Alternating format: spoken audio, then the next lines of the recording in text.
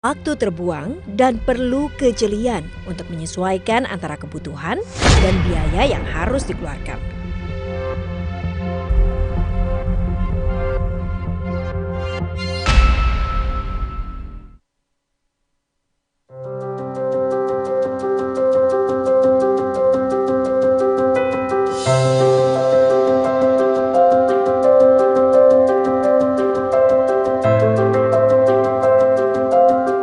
Ketika teknologi digital mengubah dunia semakin praktis dan keruwetan itu tak perlu lagi. Adalah platform sistem pengadaan di sekolah atau SIPLAH yang diluncurkan Kemendikbud sejak Juni 2019 telah memudahkan pihak sekolah dalam mengelola dana BOS. SIPLAH merupakan sistem elektronik yang menggandeng penyedia pasar atau marketplace untuk menyediakan kebutuhan pihak sekolah dalam pengadaan barang dan jasa.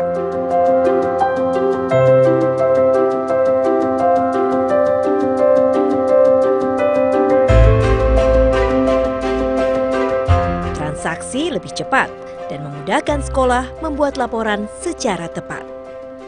Penyedia daring pun mendapatkan data pembeli yang terverifikasi, serta kepastian pembayaran non-tunai karena sekolah hanya bisa berbelanja sesuai dana BOS yang tersedia.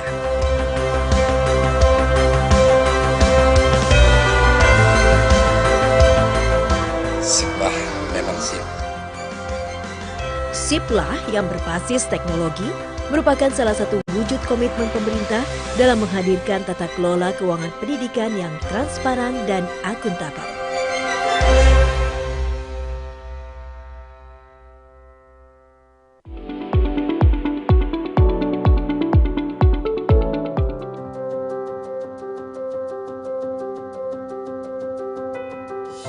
Penggunaan dana BOS untuk tahun 2020 itu menggunakan aplikasi Arkasnya ya dari dinas langsung. Jadi untuk pelaksanaannya, untuk pembayarannya juga alhamdulillah lancar. Kalau untuk offline ya mungkin untuk penyediaan barang dan jasanya mungkin agak lama kali ya, karena kita mencari dari toko dan sebagainya. Kalau untuk online ya melalui SIPLAH dan sebagainya, itu kita untuk penerimaan barangnya itu agak cepat karena kita melalui aplikasi SIPLAH itu. Di sekolah kami di SMP Negeri 3 Sepatan pernah melakukan pembelanjaan barang, salah satunya itu buku sekolah elektronik. Kita hanya pertama kita cari dulu keywordnya, kemudian ketemulah salah satu CV, prosesnya sangat cepat, kita hanya melakukan pemesanan, terus kemudian barang dikirim, kita transfer uangnya, transaksi selesai. Kualitas barang yang kita terima sesuai dengan pesanan yang kita pernah ajukan. Transaksi online dengan menggunakan SIPLAH untuk sekolah itu lebih aman. Oh iya, sangat terbantu dengan SIPLAH, apalagi dengan sistem sekarang untuk pelaporannya dengan menggunakan Arkas, dan kemudian BKU juga, kita memang untuk pembelanjaannya kan jadi sifatnya non tunai, kita transfer, jadi untuk pembukuannya pun lebih gampang lah, pokoknya lebih gampang. Dengan SIPLAH untuk misalkan manipulasi barang fiktif itu kayak mungkin saya pikir nggak mungkin ya Pak ya. Kami dari SMP 2 Sepatan akan mendukung aplikasi SIPLAH karena menghindari pembelian fiktif atau pengeluaran-pengeluaran yang memang tidak diperlukan. SIPLAH memang sip. SIPLAH memang sip. SIPLAH memang sip.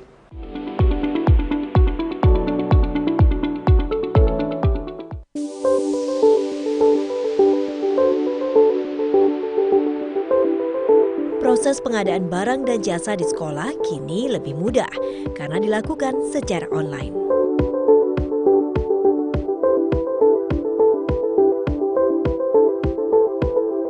Dengan sistem informasi pengadaan di sekolah atau SIPLAH, pihak sekolah lebih leluasa mencari perbandingan harga. Tidak hanya itu, prosedur pencarian barang hingga pembayaran berlangsung lebih cepat, tanpa dipungut biaya apapun. Pihak sekolah pun dapat mendokumentasikan bukti transaksi secara tepat. Data transaksi pengadaan di sekolah secara real-time membantu Kemendikbud mengambil kebijakan dalam pengadaan barang dan jasa.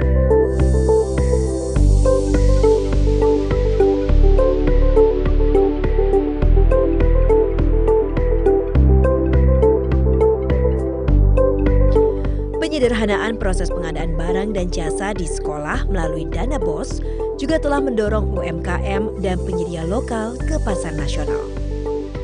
Dengan SIPLAH, mereka mendapatkan data pembeli yang terverifikasi oleh Kemendikbud.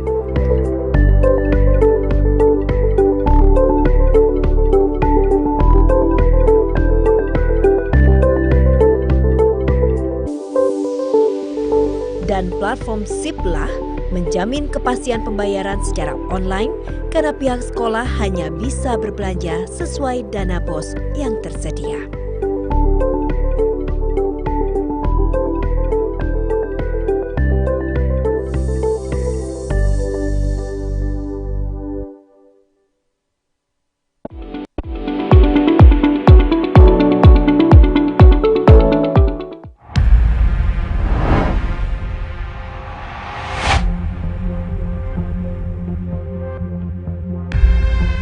Begitu banyak waktu terbuang dan perlu kejelian untuk menyesuaikan antara kebutuhan dan biaya yang harus dikeluarkan.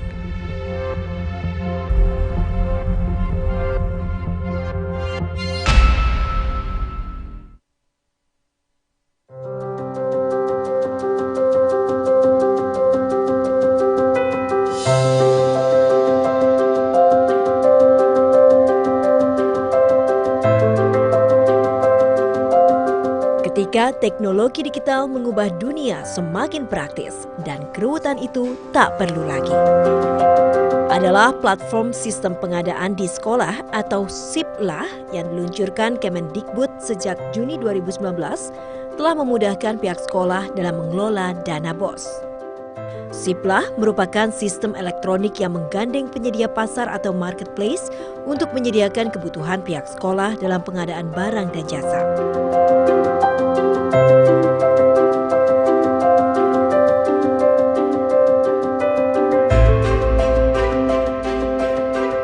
Transaksi lebih cepat dan memudahkan sekolah membuat laporan secara tepat. Penyedia daring pun mendapatkan data pembeli yang terverifikasi, serta kepastian pembayaran non-tunai karena sekolah hanya bisa berbelanja sesuai dana BOS yang tersedia.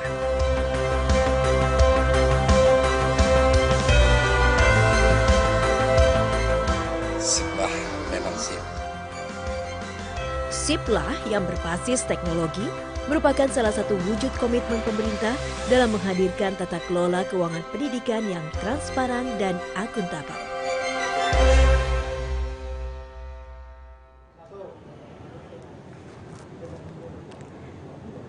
Assalamualaikum warahmatullahi wabarakatuh.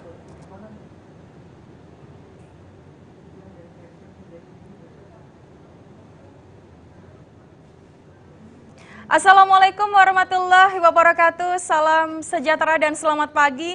Apa kabar Bapak dan juga Ibu, masih bergabung kembali bersama dengan kami dan juga dengan saya, Indah Novita, yang akan memandu jalannya acara pada siang hari ini. Di segmen ketiga ini masih dalam rangkaian acara talk show daring sosialisasi SIPLAH 2020.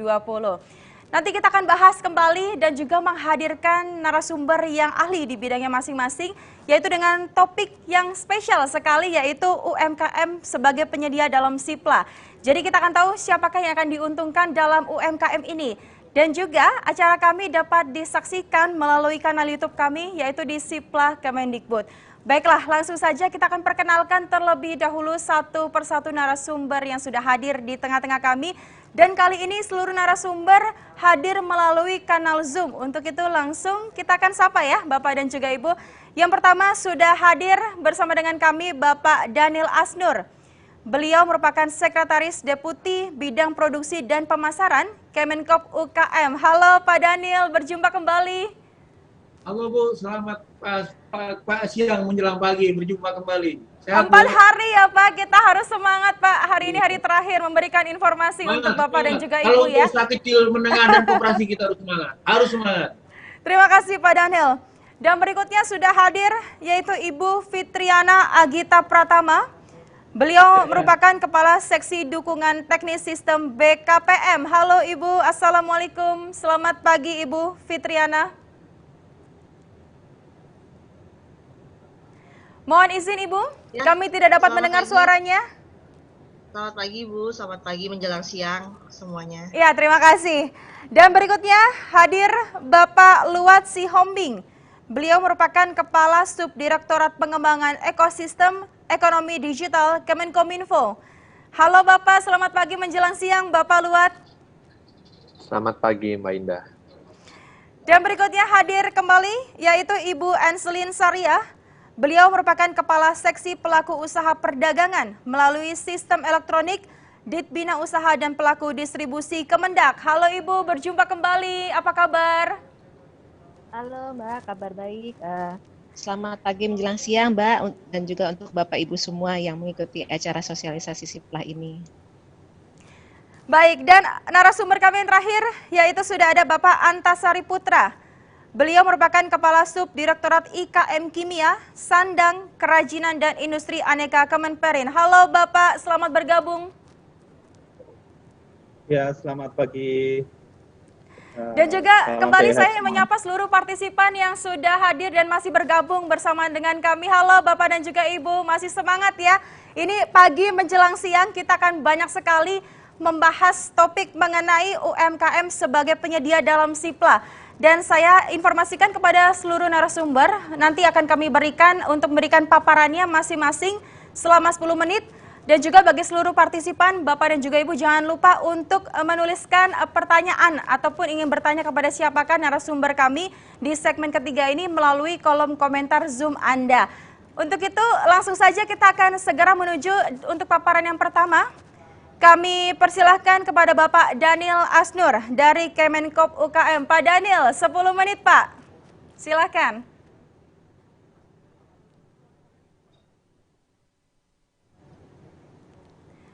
Pak Daniel, mohon maaf kami tidak dapat mendengar suaranya Pak.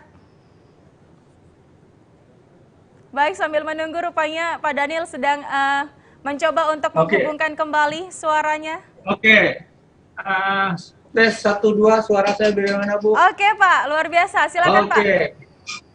Yang saya hormati Bapak Ibu narasumber, yang saya hormati dan saya banggakan Bapak Ibu peserta web dalam hal ini teman-teman di seluruh Indonesia, khususnya di Indonesia Timur.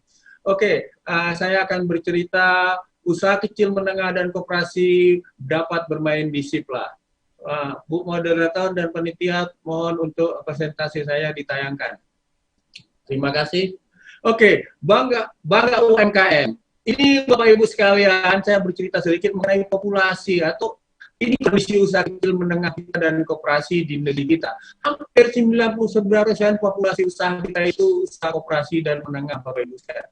Mereka menyerap lapangan pekerjaan 90%, jumlahnya hampir 63 juta. Kontribusi usaha kecil menengah dan koperasi adalah 60% terhadap PDB nasional. Kemudian investasi 58% dan 14% ekspor nasional kita disupport oleh usaha kecil menengah dan koperasi. Yang menariknya sekarang ini adalah 13% koperasi dan usaha kecil menengah masuk dalam ekosistem digital. Artinya mereka mulai main di digital dari koperasi yang offline dan UKM yang offline. Target kita tahun ini, Pak Presiden mengatakan 2 juta UMKM harus go online di tahun 2020. Artinya Bapak Ibu sekalian, koperasi dan usaha kecil menengah dapat masuk dan dapat bermain di ekosistem Siplah yang ada sekarang ini. Lanjut Bapak Ibu sekalian. Lanjut slide berikutnya. Ini kondisi kita sekarang. Dalam masa pandemi COVID, kita memang koperasi dan usaha kecil itu ada gangguan mengenai pemasaran. Karena tidak ada daya beli, maka usaha kecil kita itu hampir 50%-nya menutup usaha, Bapak Ibu sekalian. Usaha kecil dan menengah, khususnya mikro itu tidak ada tabungan dan kas lagi pada saat ini. Makanya mereka sekarang sangat berharap dengan kegiatan-kegiatan yang kita lakukan dalam hal ini pemerintah. Usaha kecil menengah itu sudah mengurangi tenaga kerjanya hampir 60%. Dari yang kita dapat informasi kami dapatkan dari sumber COVID di Kementerian Koperasi. Ada peluang, ada harapan kita bahwa kita bisa usaha kecil menengah ini untuk mengambil atau meraih pasar di belanja pengadaan sekolah. Makanya saya berharap di Sipla ini nanti ada usaha kecil menengah kita yang mensupport barang-barang untuk sekolah. Selain itu juga ada pasar yang disediakan oleh pemerintah untuk produk-produk barang yang dilakukan oleh pemerintah oleh koperasi dan UMKM. Artinya ada peluang di masa COVID ini untuk UKM masuk dalam satu ekosistem yang namanya pengadaan barang untuk sekolah. Lanjut. Bapak Ibu sekalian yang saya hormati, ada 27 triliun uang di pasar, di potensi nilai paket dengan pengadaan Sipla. Ini sangat-sangat besar dengan 442 satuan didik pengguna. Yang pada saat ini baru existing 5 triliun, sorry tadi 27 triliun, yang 5 triliun hanya di 78.102 satuan didik yang menggunakan. Artinya ada peluang dan pasar yang kita bisa raih di sini Bapak Ibu sekalian. Koperasi bisa bermain di sini, usaha kecil menengah juga bisa bermain di sini. Tentu dengan peraturan dan segala aturan yang ada dan kita harus bisa masuk di sini. Kalau kita lihat dari informasi di Sipla, ada berbagai tingkatan pengadaan yang bisa kita ambil, mulai dari yang 10 juta, dari yang 50 juta sampai 200 juta, dan yang di atas 200 juta itu semua bisa dilakukan dan bisa dikerjakan oleh usaha kecil menengah dan UMKM. Bapak Ibu sekalian, apa yang harus kita lakukan untuk ini? Saya berharap bahwa satuan didik atau sekolah bisa menunjuk atau mengalokasikan kegiatannya untuk mengambil usaha kecil menengah dalam pengadaan sekolah yang ada di sistem Sipla. Itu bantuan kita. Pemerintah daerah, pemerintah kabupaten, provinsi, dan pusat yang bergerak dalam membina dan melakukan fasilitasi untuk UMKM bisa mendorong UMKM-nya untuk masuk di sistem Sipla ini. Tentu dengan pendampingan, pendidikan, kalau perlu pembiayaan, bagaimana caranya UMKM kita bisa on board dan masuk ke dalam aplikasi dan ekosistem Sipla. Lanjut.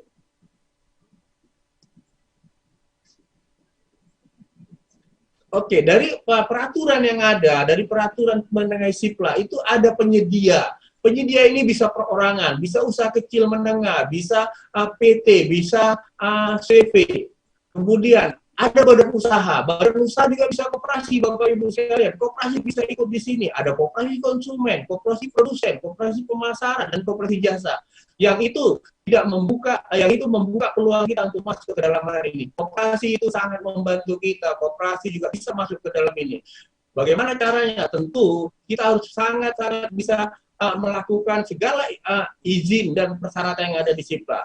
Kalau koperasi bisa main di sini, tapi juga koperasi juga harus jangan diminta SIUP, karena koperasi tidak ada SIUP. Koperasi ada badan hukum yang sekaligus merupakan izin usahanya. Ada beberapa perbedaan antara koperasi dan usaha kecil menengah. Itu yang nanti kita bisa lakukan pembinaan. Lanjut.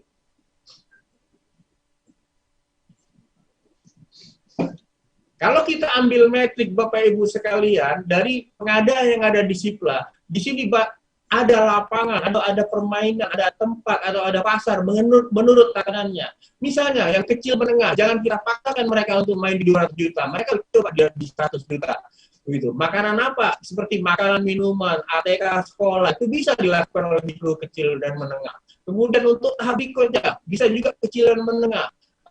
Tapi dengan nilai di atas 100, 10, dan 50 juta. Jadi ada tatanan, ada pasar, ada kelas yang bisa kita lakukan agar koperasi dan usaha kecil masuk di sini. Kita juga bisa lihat skala mikro, skala kecil dari koperasi menurut undang-undang itu ada di yang kecil, yang mikro itu. Ya, kalau yang mikro itu nilai asetnya di bawah 50 juta dan omsetnya di bawah 300 juta. Jadinya pasar ini yang kita bisa saring, yang kita bisa tangkap Bapak Ibu sekalian. Itulah gunanya, makanya kita saling memfasilitasi usaha kecil menengah dan koperasi untuk masuk di Sipla ini. Lanjut. Ini salah satu tampilan yang ada di aplikasi Sipla. Sipla bekerja sama dengan 6 mitra, di mana koperasi dan usaha kecil bisa masuk memilih salah satu mitra di sini. Ini tadi sudah banyak dijelaskan di narasumber sebelumnya.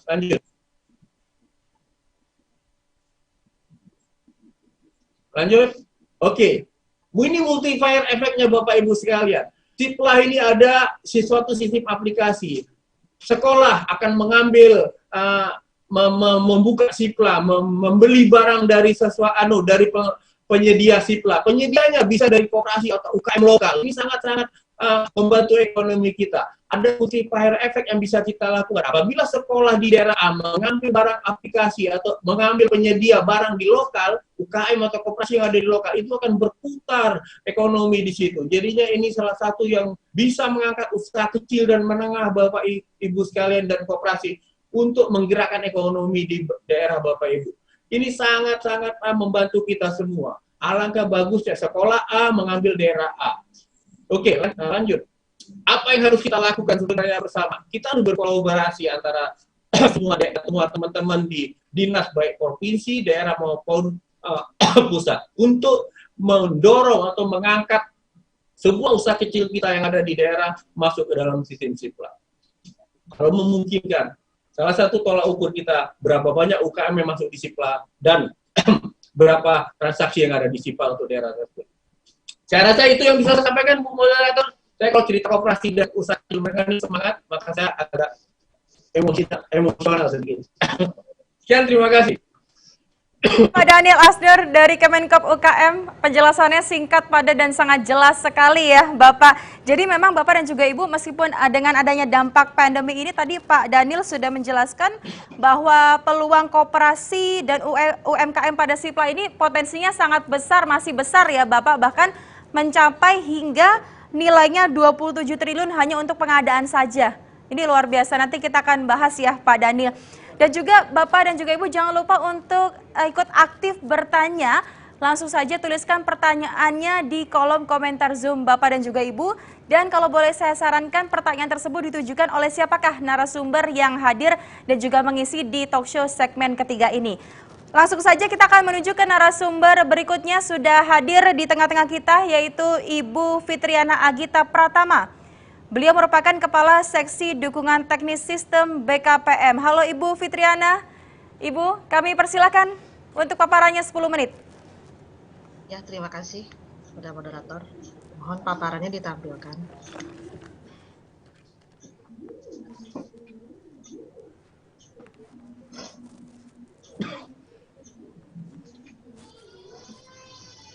Sudah ya.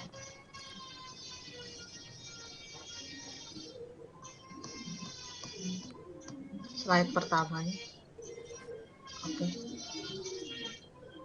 Sudah Ibu, mohon izin sudah kami tampilkan. Oke. Ya, terima kasih.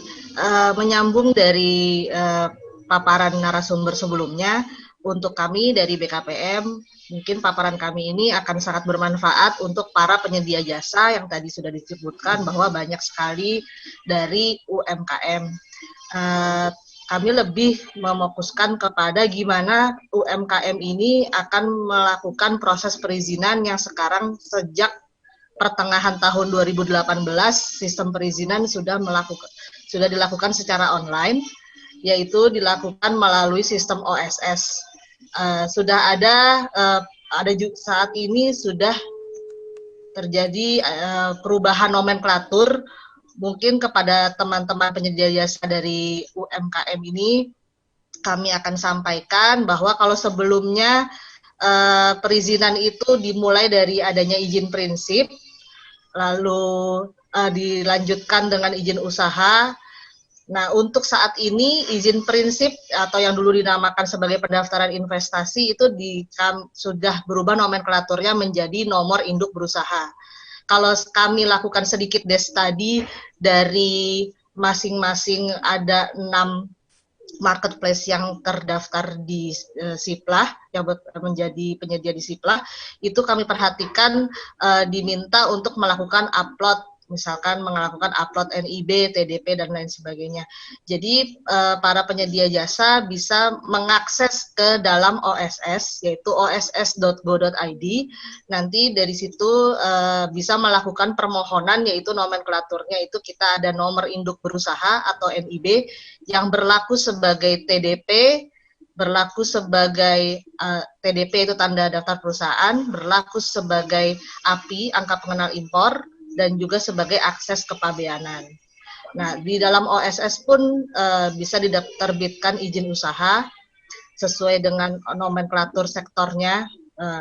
Nanti akan diterbitkan izin usaha yang belum efektif, selanjutnya melakukan pemenuhan komitmen di kementerian, lembaga, atau di daerah, dalam hal ini pemerintah daerah. Begitu juga akan bisa diterbitkan izin komersial dan operasional yang juga belum efektif. Setelah memenuhi komitmen akanlah terbit izin komersial operasional yang efektif. Selanjutnya, ini permohonan mekanisme lama. Semua awalnya kalau mekanisme lama pelaku usaha yang berbentuk badan hukum dan badan usaha, dulu ada dua cara, yaitu pertama ke notaris dulu atau ke DPM PTSP untuk pengusaha domestik atau pengusaha PMA ke BKPM. Dulu bisa melakukan dua alur ini. Jadi bisa ke notaris dulu lalu melakukan permohonan perizinan, atau ke BKPM DPM PTSP dulu mendapatkan izin prinsip non berbadan hukum lalu baru ke notaris. Nah, untuk sekarang mekanisme baru untuk semua pelaku usaha yang berbadan hukum dan berbadan usaha itu harus ke notaris terlebih dahulu. Dibuatlah akta pendirian, lalu disahkan ke Kumham, mendapatkan SK Kumham, lalu diterbitkanlah NPWP, baru bisa melakukan permohonan ke lembaga OSS. Seperti itu. Ini untuk permohonan non perseorangan. Selanjutnya, tadi saya bahas sedikit terkait non perseorangan. Jadi non perseorangan itu memang ada badan hukum dan non badan hukum. Tapi ada pula di OSS kita itu ada permohonan untuk perseorangan. Perseorangan sendiri di dalam OSS itu kita sudah bagi, yaitu ada mikro kecil, perseorangan mikro kecil atau UMK. Ini akan mendapatkan izin usaha dengan nomenklatur izin usaha mikro kecil. Jadi bukan SIUP atau bukan TDUP, bukan dan lain-lain, tapi mendapatkan izin usaha mikro kecil. Sedangkan untuk yang menengah itu akan mendapatkan izin usaha sesuai dengan nomenklatur sektor masing-masing. Jadi pembagian ini kami berdasarkan dari UU UMKM 20/2008. Nah, ini pembagian di OSS, ada perseorangan, ada non perseorangan, dan perwakilan lainnya. Untuk perwakilan ini adalah untuk perusahaan asing yang tidak membentuk badan hukum di Indonesia, hanya berupa perwakilan, yaitu ada perwakilan untuk perdagangan KP3A, untuk konstruksi itu BUJKA, dan untuk lainnya yaitu untuk franchise dan lain-lain. Di dalam OSS itu ada 20 sektor, yang dikecualikan hanya sektor keuangan, pertambangan, minyak, dan gas bumi. Jadi untuk pelaku usaha dalam hal ini perdagangan berarti masuk perizinannya ke dalam OSS. Nanti tinggal disesuaikan saja apakah para pelaku usaha ini masuk ke perseorangan ataukah masuk ke non perseorangan. Seperti itu. Selanjutnya, nah ini untuk perseorangan sendiri tadi sudah saya bahas, kita sesuai dengan UU UMKM 20/2008, yaitu ada IUMK dan menengah untuk perseorangan. Untuk non perseorangan bisa kecil, menengah, besar. Tapi non perseorangan ini adalah yang berbadan hukum dan berbadan usaha. Kriterianya seperti apa? Semua sesuai dengan variabel kriteria UMKM, yaitu mikro, kekayaan bersih di luar tanah dan bangunan, kurang dari atau sama dengan 50 juta, dan lain sebagainya. Untuk kecil dan menengah semua kita ikut penafisannya sesuai dengan UU UMKM. Nah, kalau ditanya dari perseorangan dan non perseorangan ini seperti apa? Nah, untuk perseorangan yang sebelah kiri ini kita ada data terkait dengan penapisan tersebut. Jadi sesuai dengan kriteria masing-masing. Untuk non perseorangan kita tidak bedakan. Cuman ada satu permohonan, yaitu permohonan non perseorangan. Baik itu PT, CV, firma, persekutuan perdata, dan lain sebagainya, itu masuk ke non perseorangan. Seperti itu. Selanjutnya, ini alurnya seperti apa alur di dalam OSS. Ini untuk perseorangan dan non perseorangan. Perseorangan di sini adalah menengah, yang masuk kriteria menengah. akan mendapatkan izin usaha sesuai sektor, yaitu misalkan SIUP, ya SIUP yang didapat seperti itu. Ini yang sudah saya jelaskan di awal. NIB sendiri ini sekarang sesuai dengan salah satunya ini berlaku sebagai TDP. Ini juga sudah diatur di dalam Permendak 76 tahun 2018. Berlaku juga sebagai API dan berlaku sebagai NIK. Ini satu dokumen ini di depan dokumen ini akan tertulis bahwa berlaku sebagai tanda daftar perusahaan, angka pengenal impor, dan akses kepabeanan. Angka pengenal impor dan akses kepabeanan disesuaikan dengan kebutuhan dari perusahaan jika memang perusahaan ada kegiatan kepabeanan baik impor maupun ekspor, seperti itu. Ini ada komitmen-komitmen juga di dalam OSS, ada komitmen izin lokasi, izin lingkungan, IMB, dan SLF. Itu kita menamakannya sebagai komitmen prasarana. Sedangkan untuk persyaratan teknis, ini disesuaikan dengan masing-masing NSPK sektor. Misalkan yang dimintakan adalah perdagangan besar, berarti kita mengacunya kepada Permendak, peraturan Kementerian Perdagangan, yang mungkin nanti akan lebih dijelaskan oleh Bu Enzelin seperti apa. Dari OSS kami menerbitkan izin usaha belum efektif, lalu dipenuhilah komitmen prasarana maupun persyaratan teknis sesuai NSPK KL, lalu akan terbitlah izin usaha efektif dari OSS. Begitu juga dengan izin komersial operasional, sama alurnya seperti izin usaha. Dari OSS belum efektif atau berkomitmen, lalu dipenuhi komitmennya, akan terbit efektif dari OSS. Nah, ini adalah alur untuk berbadan usaha dan berbadan hukum yang sudah saya sebutkan, yaitu PT, CV, dan lain sebagainya. Nah, di tengah-tengah masyarakat, selain yang berbadan hukum, banyak pula pelaku usaha perseorangan. Nah, slide selanjutnya, ini adalah untuk perseorangan yang dalam hal ini adalah mikro dan kecil, mikro kecil. Ini kita bedakan permohonannya di dalam OSS sebagai permohonan IUMK. Nah, apa perbedaannya? Ini untuk IUMK terbit langsung efektif dari OSS. Nah, yang membedakan adalah untuk mikro kecil ini, izin usahanya tidak berupa izin usaha sektor, yaitu izin usaha mikro kecil yang akan terbit. Nah, inilah nanti banyak yang bertanya kenapa kami tidak mendapatkan SIUP. Nah, karena ini diatur di Permenkop, kalau saya tidak salah nomor 2 2019, itu IUMK terbit sebagai izin usaha mikro kecil. Nah, komitmennya yang beda apa? Yang beda adalah komitmen izin usahanya tidak mempengaruhi keefektifan dari izin usaha tersebut, tapi masih terdapat komitmen prasarana sesuai dengan prasarana yang dimiliki oleh perusahaan. Jika memang bukan sewa, maka tetap akan terkena komitmen izin lokasi, misalkan izin lingkungan. Izin lingkungan itu sesuai dengan peraturan dari masing-masing daerahnya, apakah itu UKL-UPL atau SPPL. Nah, untuk IMB dan SLF sendiri, untuk IUMK ini kita tidak kenakan komitmen seperti itu. Nah, mungkin yang agak sedikit rancu itu, untuk IUMK ini kita tidak wajib NPWP. Maksudnya itu gimana? Di dalam OSS-nya ada field atau tempat untuk menginput NPWP, namun itu tidak mandatori memang. Nah, kecuali jika usaha mikro kecil ini akan melakukan ekspor.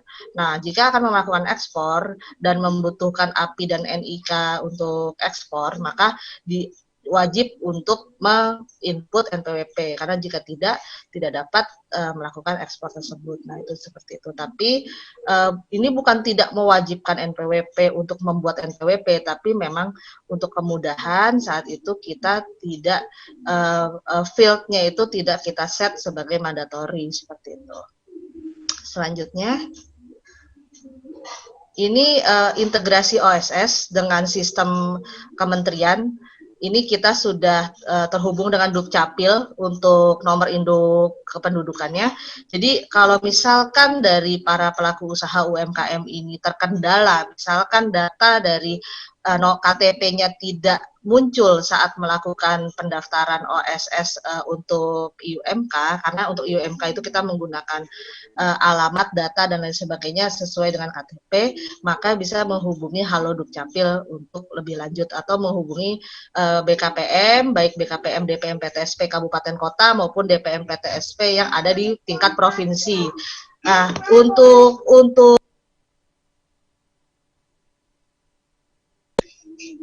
AHU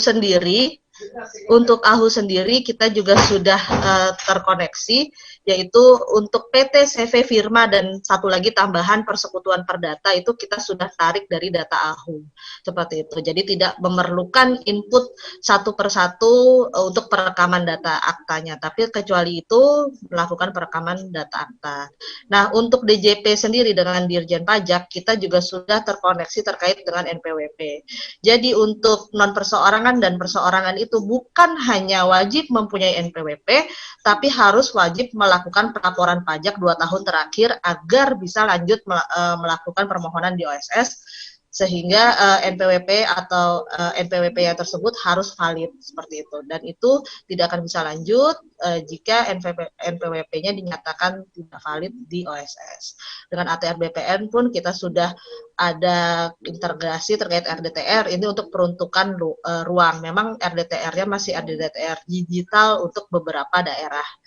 Nah, lalu setelah semua diverifikasi dan ini akan masuk ke OSS untuk menerbitkan NIB terlebih dahulu. Lalu izin usaha seperti yang sudah dijelaskan di awal tadi, lalu masuk sampai dengan izin komersil. Nah, ini kenapa di bawahnya kita taruh web form DPM PTSP beserta KL, itu adalah instansi yang akan membantu kepada Bapak Ibu pelaku usaha untuk mengefektifkan dari izin yang terbit dari OSS yang masih berkomitmen. Misalkan kepada pelaku usaha yang tipikalnya adalah non perseorangan menengah misalkan, itu kan ada komitmennya banyak ya, ada izin lokasi, izin lingkungan, IMB, SLF disesuaikan dengan sarana perusahaan. Kalau sewa memang tidak membutuhkan IMB, SLF dan izin lokasi. Nah, itu kalau misalkan nanti berkomitmen dipenuhinya karena itu merupakan kewenangan daerah, maka ke DPM PTSP di daerah. Nah, untuk izin-izin yang menjadi kewenangan pusat itu dimohonkan kepada pemerintah pusat. Misalkan beberapa dari kementerian juga sudah memiliki sistem online untuk memenuhi komitmen daripada pelaku usaha, seperti itu. Ini alurnya integrasi. Jadi ini memang OSS ini adalah berhubungan dari segala KLD, baik itu di daerah mau terintegrasi baik itu di daerah maupun di pusat, gitu, seperti itu. Selanjutnya ini sebagai informasi, mungkin ada yang banyak bertanya, kalau lebih dari satu kegiatan usaha atau KBLI, saya harus memiliki berapa NIB atau nomor induk berusaha. Satu perusahaan hanya bisa mempunyai satu NIB. Jadi misalkan satu akta PTA, dia punya kegiatan usaha lebih dari satu. NIB tetap satu, namun nanti di dalam lampirannya akan tertera berapa NIB yang ada dilakukan oleh perusahaan tersebut. Izin usaha akan terbit sesuai sektor. Misalkan sektor perdagangan SIUP, nah di perusahaan punya 2 KBLI, SIUP akan terbit dengan 2 KBLI. Dia punya lagi kegiatan pariwisata TDUP, maka akan terbit juga izinnya TDUP, seperti itu. Tapi tetap NIB hanya satu seperti KTP yang dimiliki oleh kita. Jadi satu perusahaan satu NIB, seperti itu. Selanjutnya, ini tadi kita bahas yang non perseorangan. Untuk perseorangan pun untuk versi 1.1, jadi OSS ini telah ada beberapa versi. Untuk 2018 sampai dengan 2019 Desember itu kita masih menggunakan versi 1.0.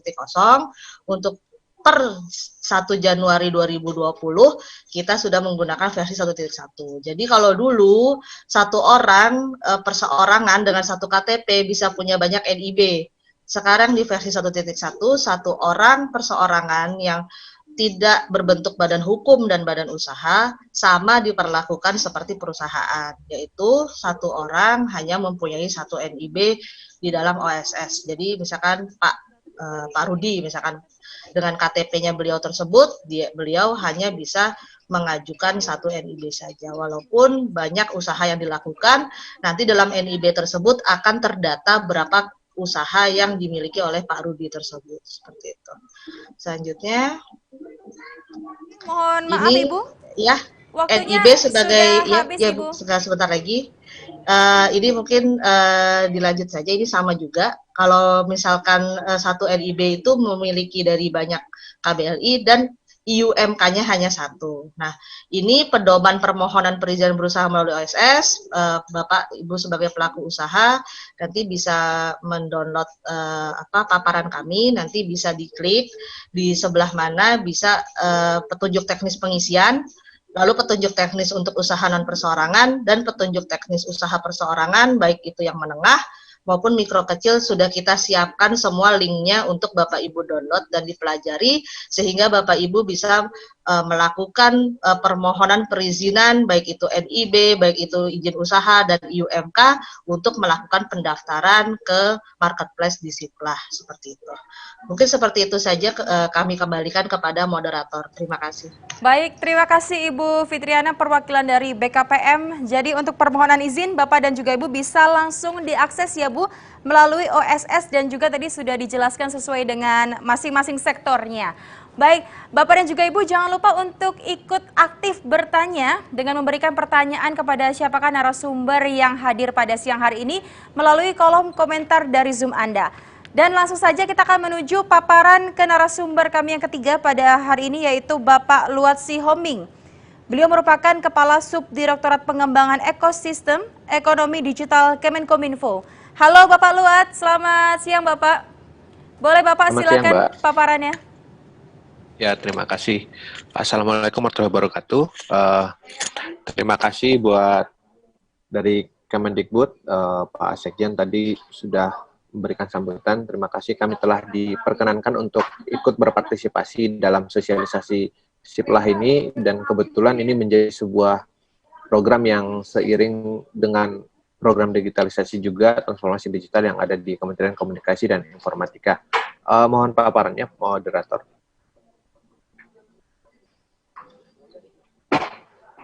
Ya, mungkin ini lewat saja, tadi sudah dipaparkan bagaimana peta dari UMKM di Indonesia, berapa jumlahnya dan berapa yang sudah masuk di digital.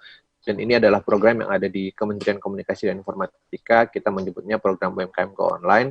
Program ini program yang dikerjakan bersama antara Kominfo, Kemenkop UKM, dan kementerian lembaga lain, di mana kita mendorong para UMKM di Indonesia untuk bisa memanfaatkan teknologi sehingga bisa mendorong pemasaran, produktivitas, promosi, dan lainnya. Nah, kita selaku pemangku kepentingan di bidang teknologi mengidentifikasi bahwa teknologi itu sendiri sangat dibutuhkan oleh para UMKM Indonesia untuk bisa semakin mendapatkan peluang yang semakin besar. Nah, contohnya adalah bagaimana kita memperkenalkan UMKM ini kepada marketplace, supaya mereka bisa mendorong pemasaran yang cukup besar. Contoh di Siplah ini, bagaimana ternyata UMKM juga akhirnya bisa memiliki peluang yang sama dengan pengusaha-pengusaha lain, sehingga bisa memperkenalkan produknya untuk bisa diakses oleh sekolah-sekolah. Nah, ini adalah salah satu manfaat dari teknologi itu sendiri. Nah, di kita di program UMKM, Go Online ini juga sudah melakukan ini dari tahun 2016, ke tahun 2017 sampai 2019, dan ternyata sangat banyak testimoni-testimoni yang dirasakan oleh para UMKM bagaimana mereka akhirnya menggunakan teknologi itu untuk berjualan. Dengan begini mereka mengurangi yang namanya hambatan terkait lokasi, terkait logistik, terkait kemampuan mereka untuk mempromosikan dan lain-lain. Next. Nah, kalau kita lihat dari sisi teknologi, itu ada berdasarkan beberapa penelitian, itu ada 4 teknologi pendorong UMKM Go Online. Jadi, empat teknologi utama itu adalah platform media sosial. Dulu mungkin orang kebanyakan bicara mereka bagaimana mempromosikan produknya di platform media sosial seperti Instagram, Facebook, dan lain-lain. Nah, ternyata tidak hanya cukup di situ. Selain platform media sosial juga mereka akhirnya masuk kepada platform e-commerce tadi. Kenapa masuk kepada platform e-commerce? E-commerce ini, marketplace ini adalah seperti tadi yang ada bergabung jadi mitra di Siplah juga, ada Belanja, Pesona Edu, ada dari Inti juga, lalu ada dari Blibli juga. Nah, ini adalah bagaimana sebuah platform memberikan keamanan, kenyamanan, sehingga yang berbelanja itu pun merasa bahwa walaupun dia tidak melihat penjualnya, dia bisa yakin yang dibeli itu akan aman, bisa tiba, atau jika tidak terkirim maka uangnya tetap bisa kembali. Nah, ini adalah fungsi dari kenapa dimediasi melalui sebuah platform e-commerce. Nah, platform e-commerce inilah yang menyediakan sebenarnya keamanan dan kenyamanan para orang untuk berbelanja, dan juga bagi UMKM sendiri ini adalah peluang untuk bisa memasarkan produknya seluas-luas mungkin tanpa batas wilayah, karena semua orang bisa mengakses internet, bisa mengakses platform tersebut, sehingga mempunyai posisi yang sama dalam memperluas usahanya. Nah, lalu ada kita kenal juga platform berbasis cloud ini yang kedepannya semakin banyak juga point of sale, satu bagaimana mesin kasir, bagaimana manajemen keuangan secara basic, bagaimana inventory ini dibutuhkan oleh para UMKM. Kenapa? Ini juga nanti bermanfaat bagi para UMKM untuk menjadi, kalau kita bicaranya adalah ini menjadi catatan para UMKM untuk bisa mendapatkan akses pendanaan berikutnya. Kenapa ada akses pendanaan berikutnya? Kalau selama ini kita kenal yang namanya pendanaan itu harus menggunakan jaminan aset. Sementara ketika UMKM seperti yang bergabung di Siplah ini, omsetnya semakin besar, penjualannya semakin besar, butuh pendanaan baru untuk produksi segala macam. Nah, butuh pendanaan baru lain. Kalau belum punya aset, maka dengan catatan-catatan keuangan yang tercatatkan, yang bisa di validasi, bisa diverifikasi secara digital, secara elektronik ini bisa digunakan menjadi kolateral atau menjadi jaminan untuk mendapatkan pendanaan baik dari perbankan maupun dari non perbankan lainnya seperti fintech dan lain-lain. Nah, ini adalah peluang buat UMKM untuk bisa menggunakan teknologi ini sehingga bisa mereka memperluas dan memperbesar usahanya. Dan termasuk adalah UMKM yang ada bergabung di Siplah atau yang akan bergabung di Siplah. Lalu platform sharing ekonomi ini adalah platform bagaimana kita bisa berbagi aset yang kita punya untuk bisa digunakan bersama dan menjadi bernilai ekonomi. Contoh seperti kalau Airbnb itu adalah bagaimana menyewakan rumah, kamar, itu menjadi penginapan. Nah, ada juga Gojek, Grab, itu termasuk bicara sharing ekonomi, bagaimana kendaraan kita bisa kita gunakan untuk bisa menghasilkan dan bernilai ekonomi. Ada cloud kitchen sekarang ini yang banyak dibicarakan bagaimana akhirnya si restoran tidak harus buka cabang, akhirnya cukup mengirimkan mungkin semacam koki, dan nanti satu dapur sendiri akan disiapkan oleh penyedia platform untuk bisa menyiapkan sajian-sajian dari restorannya masing-masing. Ini adalah model-model nanti akan bisa mungkin akan masuk dalam model-model konten pendidikan mungkin nantinya, seperti itu. Bagaimana nanti konten pendidikan mungkin akan dibuat oleh banyak orang dan bisa disatukan menjadi sebuah konten pendidikan yang bisa disebarkan melalui Siplah juga, seperti itu. Next. Nah, ini adalah sinergi program UMKM Go Online yang kami lakukan mulai dari di tahun ini. Kami berfokus kepada bagaimana mendorong adopsi teknologi ini kepada UMKM, dan ini semua bekerja sama dengan kementerian lembaga lainnya, dan kita dalam targetnya adalah bagaimana mendorong UMKM menjadi UMKM yang aktif berjualan, bagaimana UMKM yang bisa meningkatkan penghasilannya, bisa meningkatkan usahanya atau skala bisnisnya, dan bisa juga nanti ke depannya go internasional. Kita tidak bisa mungkiri mungkin nanti pemain-pemain di Siplah ini yang buat buku segala macam malah bisa memasarkan buku-bukunya untuk ke wilayah-wilayah lain di negara-negara lain, mungkin di ASEAN terutama, lalu ke wilayah-wilayah di negara lain, seperti itu. Ini adalah manfaat dari teknologi itu sendiri ketika tidak ada lagi batas wilayah yang bisa menjadi hambatan bagi para pelaku UMKM di Indonesia. Nah, inilah target-target kita sampai 2024 melalui program UMKM Go Online. Next. Nah, ini sinergi ini bekerja sama dengan Kemkop UKM, Kemenparekraf, Kementerian Keuangan, Bappenas, Kementerian Perdagangan juga. Kita bagaimana menggunakan marketplace tadi, platform jalan B2B, logistik, pembayaran digital, dan platform wisata. Ini semua kemarin juga bersatu dalam, tadi sudah disinggung dari Kemenkop UKM, bahwa ini kita bersatu dalam bangga buatan Indonesia. Next. Nah, tadi sempat disinggung di awal bagaimana peran Kominfo terkait supaya program seperti Siplah ini bisa sukses. Tentunya butuh yang namanya akses internet. Nah, Kominfo melalui Badan Aksesibilitas Telekomunikasi dan Informasi atau BAKTI sudah menggelar yang namanya Palaparing. Palaparing itu apa? Palaparing itu adalah tulang punggung koneksi internet di Indonesia yang menggunakan fiber optik. Apa bedanya? Fiber optik itu adalah sebuah koneksi yang menggunakan kabel, sementara ini menjadi reliable karena menggunakan kabel. Kalau kita bicara menggunakan satelit, wireless, itu mungkin akan terganggu cuaca dan lain-lain. Nah, penyediaan tulang punggung internet Indonesia ini yang menghubungkan 440 kota kabupaten dari timur ke barat ini menjadi sebuah tulang punggung yang sangat diandalkan nantinya ke depan sampai nanti tersedianya koneksi internet dari tempat berlabuhnya fiber optik sampai ke rumah-rumah penduduk, ke tempat usaha, dan lain-lain. Nah, ini juga akan mendorong para pelaku operator untuk menyediakan akses internet di lokasi-lokasi yang tadinya tidak dilirik.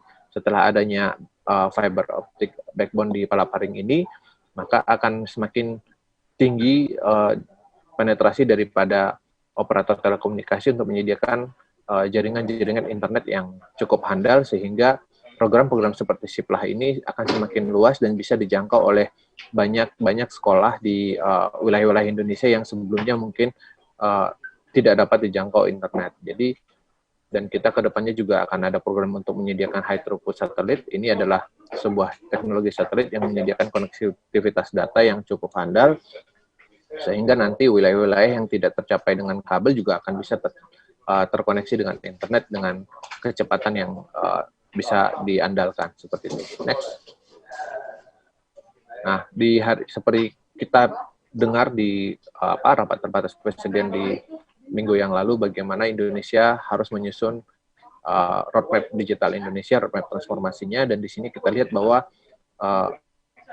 transformasi digital itu membutuhkan peran serta dari kita semua, baik pemerintah, masyarakat, Bapak Ibu semua yang di pemerintahan, UMKM sebagai masyarakat, dan juga pelaku usaha di ekonomi digital. Nah, ini semua nanti akan didukung oleh adanya regulasi dan kebijakan, dan bagaimana kita mengendalikan keamanan, kenyamanan masyarakat, bagaimana kita mendorong aktivitas dari masyarakat, aktivitas digitalnya supaya semua infrastruktur tadi termanfaatkan, bagaimana aplikasi tersedia. Contoh Siplah ini sebuah aplikasi platform yang sangat handal menyediakan semua kesempatan bagi para UMKM. Bagaimana Kominfo menyediakan infrastruktur internet, bagaimana kita juga mendorong meningkatkan SDM digital kita melalui pendidikan, melalui workshop training terkait TIK, lalu teknologi penunjangnya untuk robotik, untuk model-model lainnya, 3D printing, dan lain-lain yang bisa dimanfaatkan oleh UMKM juga nantinya. Lalu ada riset dan inovasi juga yang harus kita manfaatkan untuk mendorong terwujudnya inovasi-inovasi yang inklusif bisa dimanfaatkan banyak masyarakat di Indonesia. Ini kira-kira yang bisa kami sampaikan, bagaimana peran serta Kominfo dan apa yang dilakukan Kominfo juga bagi UMKM, dan bagaimana peran teknologi itu sangat penting untuk memajukan UMKM di Indonesia dan bisa bermanfaat di lintas sektor. Dari UMKM bisa ternyata bermanfaat bagi pendidikan seperti di Siplah ini.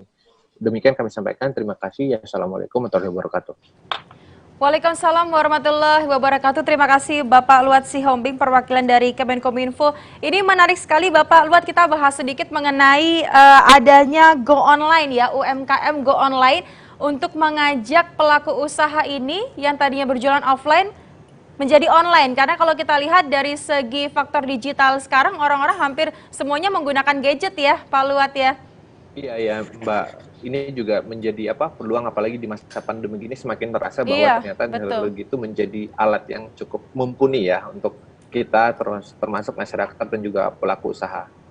Ya, nanti kita bahas lagi Pak ya dengan pertanyaan. Baik. Dan berikutnya langsung saja Bapak dan juga Ibu, masih ada satu informasi apabila Bapak dan juga Ibu ingin mengunggah materi dari masing-masing narasumber bisa langsung diunggah di sipla.kemdikbud.go.id. Sekali lagi di sipla.kemdikbud.go.id. Bisa langsung diunggah ya Bapak dan juga Ibu. Dan kita menuju ke narasumber berikutnya, sudah hadir yaitu Ibu Enzelin Sariah.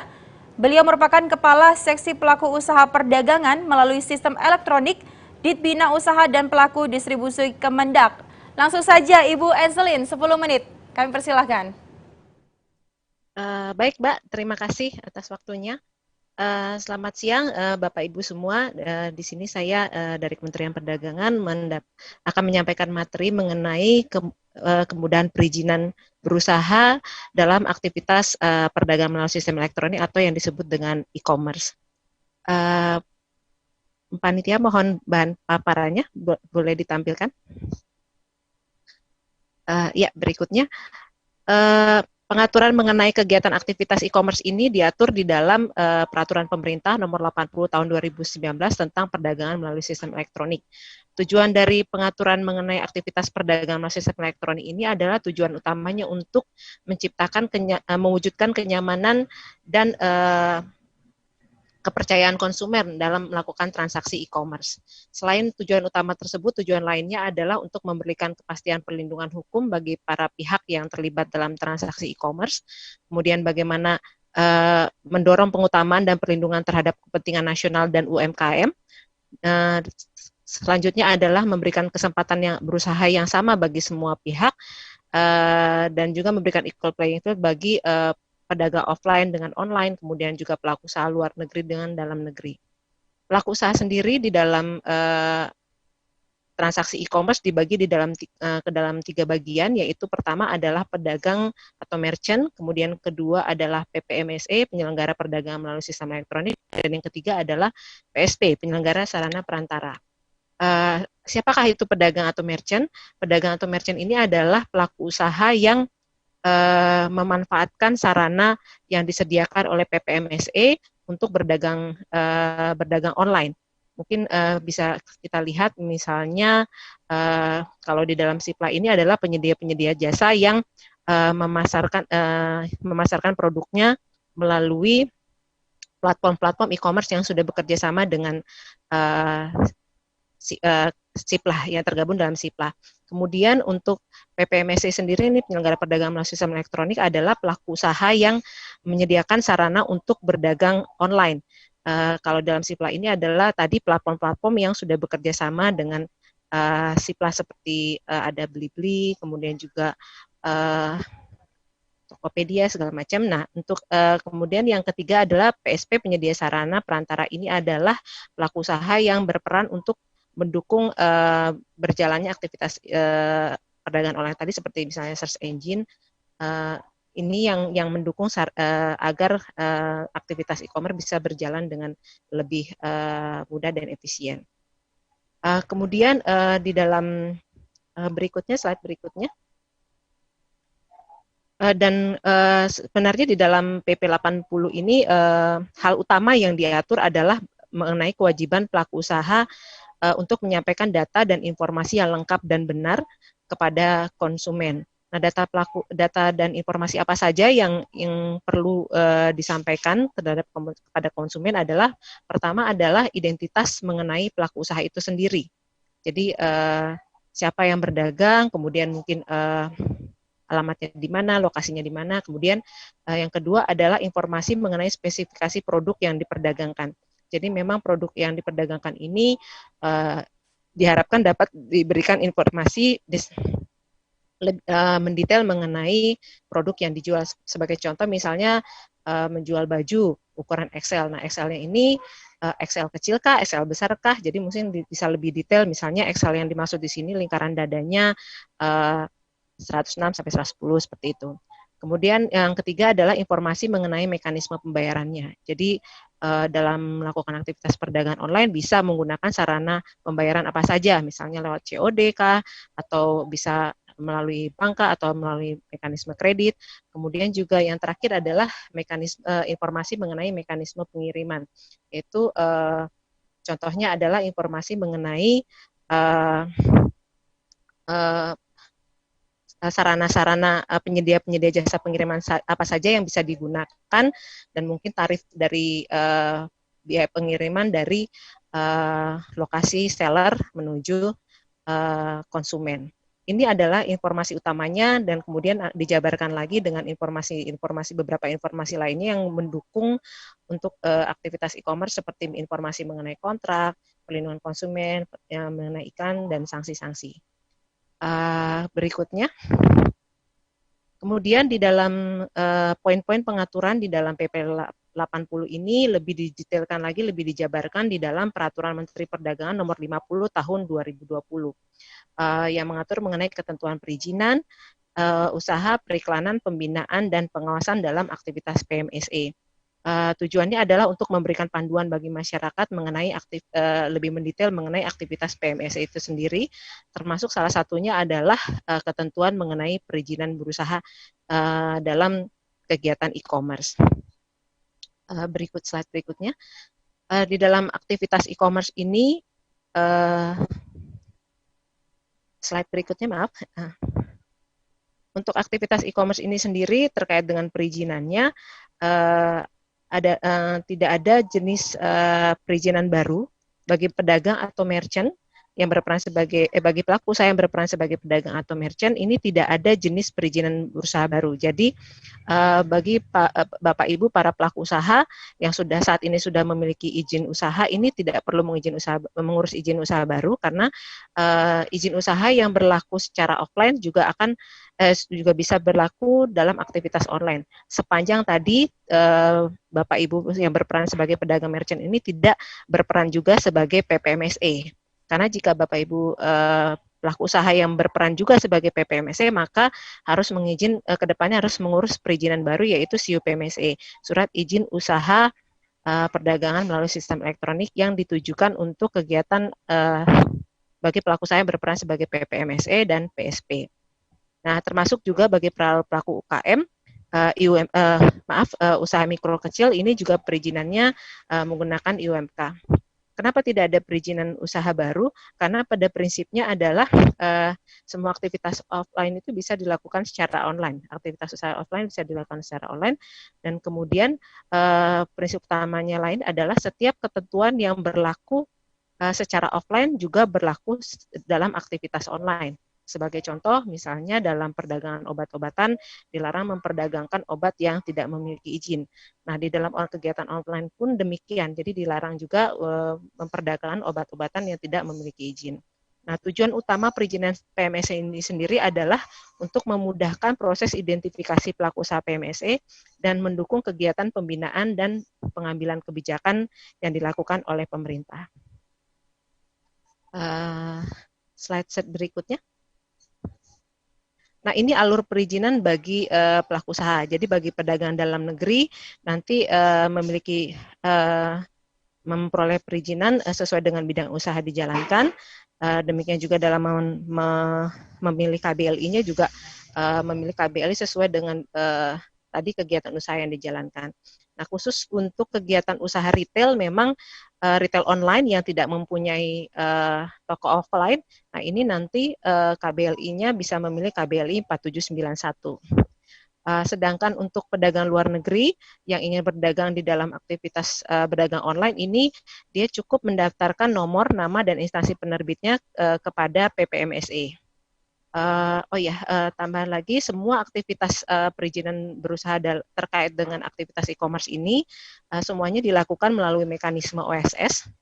Tujuannya adalah untuk memberikan kemudahan bagi pelaku usaha. Nah, di dalam untuk memberikan kemudahan juga bagi para pelaku usaha ini nantinya ke depannya juga PPMSE diwajibkan untuk menyediakan fitur yang terhubung dengan OSS. Jadi bagi para pedagang atau merchant yang belum memiliki perizinan dalam melakukan aktivitas e-commerce bisa mengetahui bahwa kemanakah saya harus mengurus izin, yaitu melalui aktivitas OSS tadi. Jadi bisa disediakan fasilitas yang bisa terhubung dengan aplikasi OSS. Kemudian berikutnya, nah ini dan ini adalah alur perizinan bagi PSP dan PPMSE. Nah, bagi PSP dan PPMSE ini ada kewajiban selain memperoleh izin si UPMSE juga wajib memiliki TDPSE. TDPSE ini adalah tanda daftar penyelenggara sistem elektronik yang diperoleh dari Kominfo. Tujuannya adalah untuk menjamin keamanan sistem elektronik yang digunakannya. Sedangkan untuk PPMSE luar negeri nanti ini diwajibkan untuk memiliki TDPMSE, sedangkan ketika sudah memenuhi kriteria tertentu yang telah ditetapkan seperti telah bertransaksi dengan lebih dari 1.000 konsumen, kemudian juga mengirim lebih dari 1.000 paket dalam 1 tahun, ini diwajibkan untuk menunjuk perwakilannya di dalam negeri, yaitu menunjuk KP3A di dalam negeri. Fungsi utama dari KP3A ini adalah untuk agar PPMSE luar negeri ini mempunyai perwakilan di dalam negeri yang bertugas untuk menyelesaikan kasus-kasus mengenai perlindungan hal-hal mengenai perlindungan konsumen, terus mengenai kewajiban pembinaan dan peningkatan daya saing produk dalam negeri. Nah, kenapa demikian? Karena pada prinsipnya di dalam aktivitas e-commerce ini PPMSE ini memiliki kewajiban juga untuk membantu program pemerintah dalam meningkatkan daya saing produk lokal dan pelaku usaha dalam negeri. Jadi nanti pemerintah akan dapat bekerja sama dengan para PPMSE ini, para penyedia platform e-commerce untuk menyelenggarakan berbagai program pembinaan dan pendampingan yang ditujukan untuk menguatkan pelaku usaha dalam negeri dan produk lokal kita. Slide berikutnya. Nah, ini yang harus disiapkan bagi pelaku usaha dalam beraktivitas e-commerce. Untuk tadi PPMSE dan PSP di dalam negeri ini tadi sudah disebutkan bahwa kewajibannya adalah untuk mengurus UPMSE, kemudian juga memperoleh surat tanda daftar penyelenggara sistem elektronik, kemudian juga menyiapkan program pembinaan dan menyediakan fasilitas yang terhubung dengan OSS, kemudian juga melakukan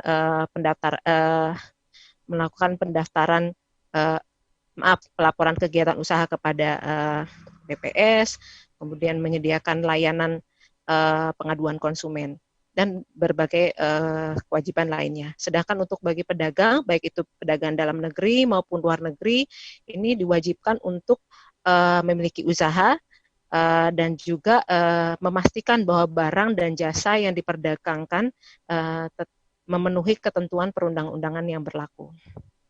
Ini hal-hal yang harus diperhatikan.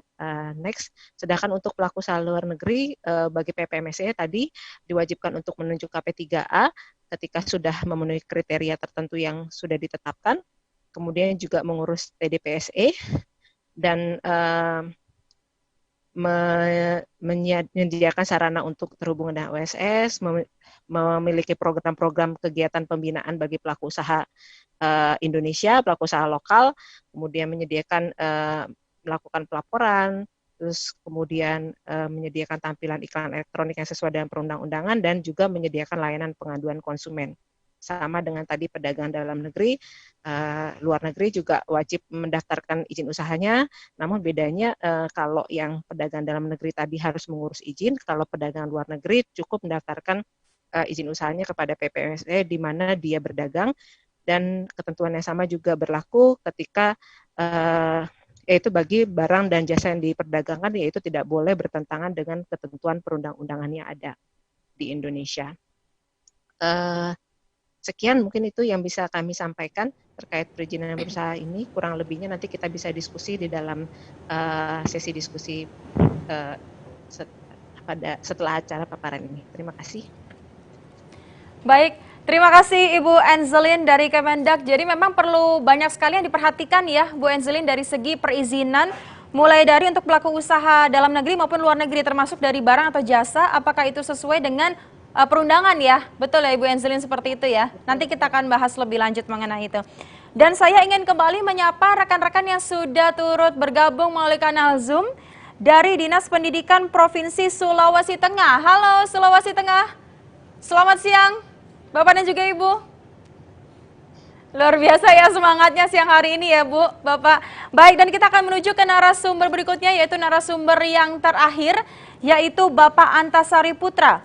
Beliau merupakan Kepala Subdirektorat IKM Kimia, Sandang, Kerajinan dan Industri Aneka Kemenperin. Halo Bapak, selamat siang.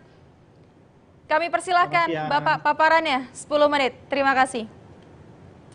Baik, terima kasih atas waktu dan kesempatannya. Mungkin langsung saja karena waktunya juga cukup singkat. Jadi kami dari Direktorat Jenderal Industri Kecil, Menengah, dan Aneka, kami akan menyampaikan beberapa hal. Pertama adalah terkait dengan program penumbuhan.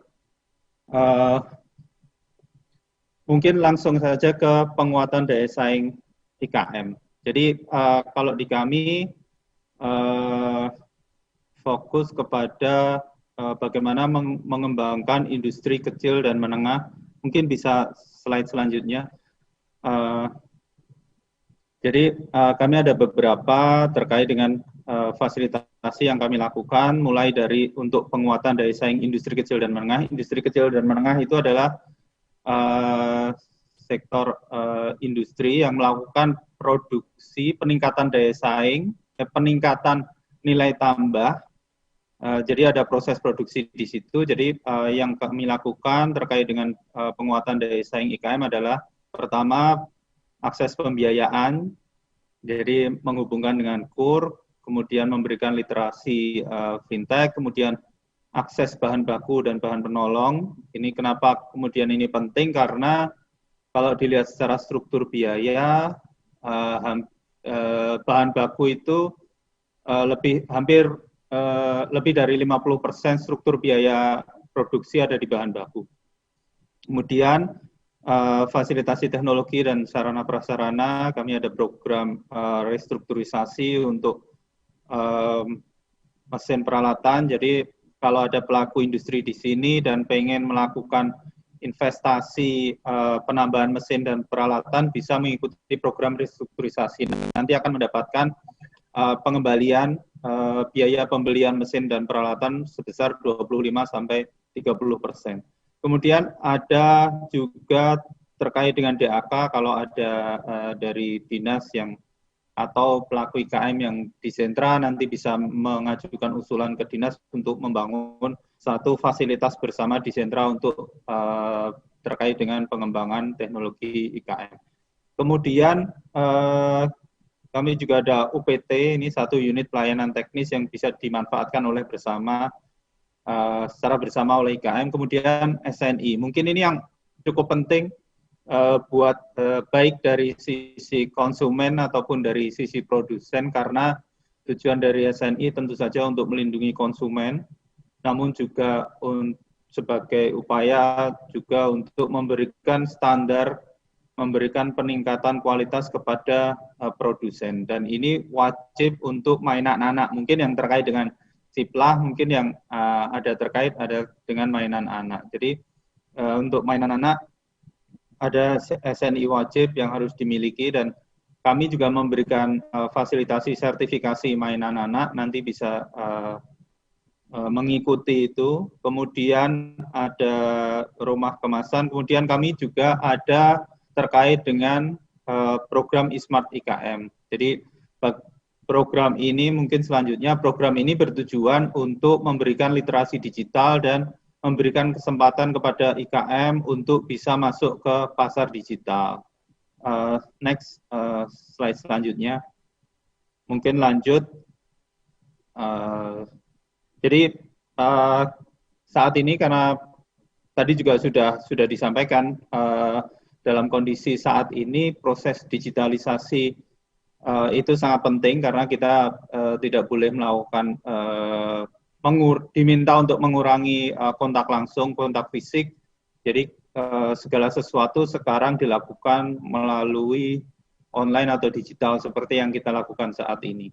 Nah, program Siplah ini sangat bagus karena ini akan bisa menghubungkan atau membantu pelaku IKM, pelaku industri kecil dan menengah, termasuk juga UKM, yang saat ini mengalami penurunan permintaan yang cukup besar.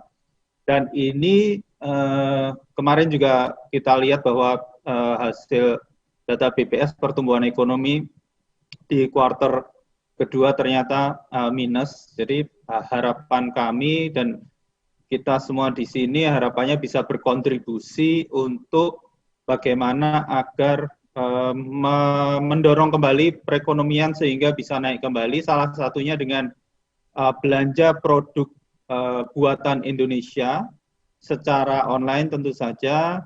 Dan ini pada tanggal 14 Mei lalu Pak Presiden Joko Widodo sudah meluncurkan Gerakan Nasional Bangga Buatan Indonesia. Ini juga untuk mendorong, untuk membantu pelaku industri kecil dan menengah, pelaku UKM agar bisa kembali istilahnya bisa terbantu dengan mengkonsumsi produk mereka, mengkonsumsi produk-produk dalam negeri. Dan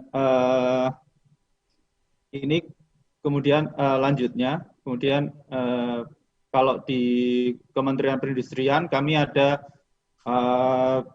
beberapa komoditi yang terlibat dalam program ini, ada makanan minuman, kemudian produk herbal, alat kesehatan dan olahraga, kemudian mainan anak, aksesoris otomotif, furniture. Ini produk-produk yang mungkin juga bisa dikonsumsi oleh Bapak Ibu melalui program SIPLAH ini untuk mendukung. Jadi dengan belanja produk-produk dalam negeri, harapannya juga akan mendorong pelaku IKM untuk kembali bergairah produksi yang pada akhirnya akan mengangkat kembali perekonomian untuk tumbuh kembali. Dan ini akan, kalau kita bicara terkait dengan krisis 98, UKM, IKM ini bisa menjadi penyelamat atau mereka bisa survive. Tapi untuk krisis yang saat ini kondisinya berbeda. Jadi yang terkena paling berat adalah pelaku UKM dan pelaku IKM. Karena misalnya pedagang makanan, minuman yang tadinya jualan di pinggir jalan, jualan secara dimanapun itu kan diminta untuk tutup. Jadi mereka nggak bisa berdagang. Jadi dengan SIPLAH, dengan ini kami mengajak Bapak Ibu untuk membeli produk-produk buatan Indonesia sehingga akan membantu menggairahkan kembali perekonomian. Kemudian selanjutnya dengan program Smart IKM kami terkait dengan Bangga Buatan Indonesia, kami ada katalog digital yang itu nanti dengan membeli produk Bapak Ibu apabila mendaftar ke program Smart akan muncul di katalog tersebut produknya. Kemudian untuk konsumen juga bisa melihat di katalog tersebut, kemudian untuk membeli melalui link yang ada. Kemudian mungkin lanjut ke halaman 10 langsung. Nah, ini beberapa produk yang bisa menjadi referensi terkait dengan aplikasi SIPLAH RKAS yang berkaitan dengan IKM. Jadi ada alat angkut, kemudian barang dari kayu dan furniture, kimia dan bahan bangunan, sandang dan kulit, kerajinan industri aneka, logam dan mesin, kemudian elektronika dan telematika. Untuk produk furniture ini contohnya, jadi bisa meja dan kursi, kemudian juga ada meja kursi khusus untuk sekolah, kemudian juga ada lemari dan lain-lain. Dan produk kita sudah cukup bagus, sebenarnya sudah mendunia. Kemarin juga yang sempat dikunjungi Bapak Presiden Jokowi di Semarang kalau nggak salah, bisa membuat grand piano dan juga menjadi supplier hotel-hotel internasional. Dan ini akan sangat sayang apabila sebagai pengguna produk kita malah membeli produk dari luar negeri, bukan membeli produk dalam negeri. Karena uang yang dibelanjakan kalau kita membeli produk luar negeri ini akan lari ke luar negeri. Sedangkan kalau kita membeli produk di dalam negeri, dampak ekonominya akan bisa sangat luas. Jadi misalnya membeli dari produk tetangga, membeli dari produk yang dalam satu kabupaten. Kemudian karena di situ ada tenaga kerja, ada supplier bahan baku yang terkait di situ, ada supplier energi, kemudian supplier mesin dan peralatan, produsen mesin peralatan yang kemudian akan terbantu untuk berangkat kembali. Kemudian ada juga terkait dengan alat tulis, kita juga mampu sebenarnya industri dalam negeri itu memproduksi semua yang dibutuhkan oleh Bapak Ibu sekalian. Dan mungkin lanjut slide-nya. Jadi ada alat tulis, alat olahraga, termasuk juga alat musik, alat drum band, ini semua sudah mampu diproduksi oleh pelaku industri, pelaku UMKM di dalam negeri. Kemudian lanjut, termasuk juga untuk hand sanitizer, kemudian untuk, ini juga ada pakaian olahraga, kemudian sarung, kemudian mungkin lanjut untuk ini. Kemudian ya ada genteng, ada hand sanitizer, kemudian ada juga produk-produk elektronika dan telematika. Kami ada sudah pelaku industri di dalam negeri sudah mampu untuk memproduksi itu. Jadi kami mengajak Bapak Ibu sebagai produsen untuk bergabung dalam Siplah dan sebagai dalam sekolah untuk membelanjakan untuk berbelanja produk-produk dalam negeri. Mungkin itu aja dari kami. Terima kasih atas waktu dan kesempatannya. Wassalamualaikum warahmatullahi wabarakatuh. Waalaikumsalam warahmatullahi wabarakatuh. Terima kasih Bapak Antasari dari Kemenperin. Jadi memang sekarang jangkauannya sudah luas ya Bapak, mulai dari kebutuhan masyarakat, baik kebutuhan sehari-hari, dan sekarang sudah menjangkau hingga kebutuhan industri. Dan bahkan ada training ataupun pelatihan bagi masing-masing pelaku usaha ya. Bapak, ini menarik, nanti kita akan bahas lebih lanjut mengenai e-smart IKM ini. Dan sebelum kita menuju ke pertanyaan untuk seluruh narasumber, saya kembali ingin menyapa seluruh partisipan yang saat ini bergabung melalui Zoom. Halo Bapak dan juga Ibu di sana semuanya, apa kabar? Boleh dilambaikan tangannya biar kita lebih semangat lagi ya. Bapak dan juga Ibu, halo, luar biasa. Terima kasih sekali, bahagia sekali kita pastinya pada hari ini partisipan yang bergabung semakin banyak. Baik, untuk itu langsung kita akan menuju ke pertanyaan dari Bapak dan juga Ibu. Dan kita akan, pertanyaan pertama saya tujukan untuk Ibu Fitri terlebih dahulu. Ibu Fitri dari BKPM. Halo Ibu Fitri, masih bergabung ya Bu bersama dengan kami? Ya, masih Mbak. Oke, Ibu Fitri, pertanyaan dari Bontang SMPN 5, Ibu Sukarsi. Mohon izin bertanya Bu Fitri, diberi waktu sampai kapan penyedia kebutuhan sekolah bisa masuk ke Siplah? Sehingga sekolah bisa berbelanja semua kebutuhannya melalui Siplah, dan upaya apa yang harus dilakukan agar penyedia mau bergabung ke Siplah dan siapa yang mengupayakannya? Terima kasih Ibu, boleh langsung jawabannya. Kebetulan kami dari BKPM, Ibu Moderator, jadi mungkin kalau pertanyaannya saya artikan sebagai NIB ya. Kalau misalkan terkait dengan NIB sendiri, itu tidak ada jangka waktu. Jadi kalau misalkan pelaku usaha atau penyedia jasa, barang dan jasa ingin melakukan permohonan NIB nomor induk berusaha melalui OSS, silahkan diajukan, terlebih lagi jika memang NIB tersebut dan izin usaha tersebut dibutuhkan untuk mendaftar di dalam marketplace yang ada di marketplace yang menjadi mitra dari Siplah tersebut, gitu Bu. Itu jawaban dari kami. Baik, terima kasih Bu Fitri untuk jawabannya. Dan berikutnya saya akan mengalihkan ke Bapak Daniel. Pak Daniel. Ya, siap Bu. Baik, sudah siap dengan pertanyaannya ya Pak Daniel ya. Ini pertanyaan dari Bali Pak, SMPN 4 Kuta Utara dari Bapak Sastra. Kepada Pak Daniel, saya mau bertanya, untuk penyediaan barang UMKM di Bali sangat terbatas. Sehingga kami sebagai bendahara sulit berbelanja secara maksimal melalui Sipla, lalu bagaimana solusinya Pak? Mohon mendapatkan perhatian dari dinas yang terkait dengan UMKM di Bali. Silakan Pak Daniel. Terima kasih Pak Suta atas pertanyaannya. Pertama, kita coba dinas atau dinas usaha kecil menengah dan dinas yang membidangi koperasi dan usaha kecil itu harus mendaftar dan menginventarisasi usaha kecil yang ada di daerah Bali untuk masuk ke Sipla dengan pengadaan atau dengan permintaan yang ada di Provinsi Bali.